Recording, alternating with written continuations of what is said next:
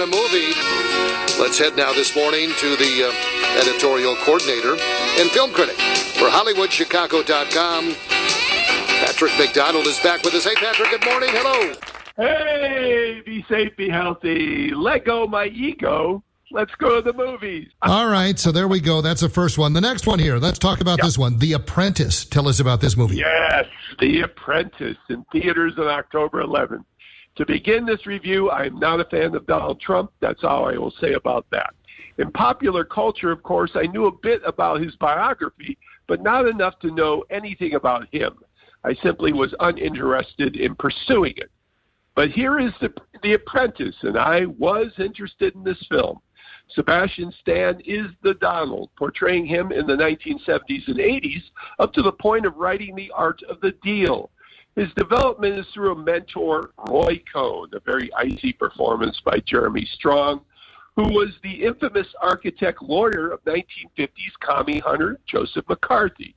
Now, Roy teaches the young real estate developer three principles of life. Number one, attack, attack, attack. Number two, admit nothing, deny everything. And three, no matter what, claim victory and never admit defeat. Sound familiar?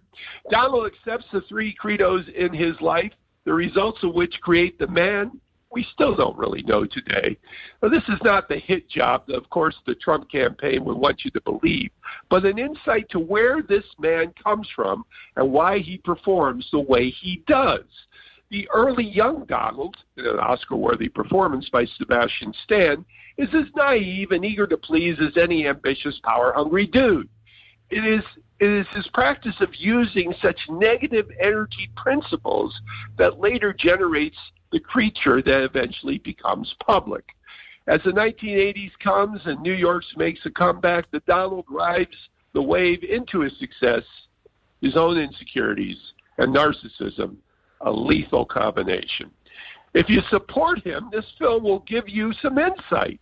If you don't, it will expose the story of an ambitious man who took the wrong advice and used it to destroy his soul. And Roy Cohn, he died of AIDS-related illnesses, too afraid to come out as gay in an era where he punished everybody else for his own sins. If that doesn't define the 20th century and power, I don't know what does. The Apprentice, 4 out of 5 in theaters on October 11th. Do you think if an independent goes to watch this movie, so, Trump supporters will support Trump, anti-Trump people will be anti-Trump. Does it change?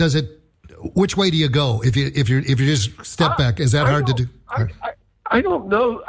How does that voter exist? But I guess he or she does. Yeah. But I think if he or she were to go to this, they might come away with a less than savory opinion about the gentleman.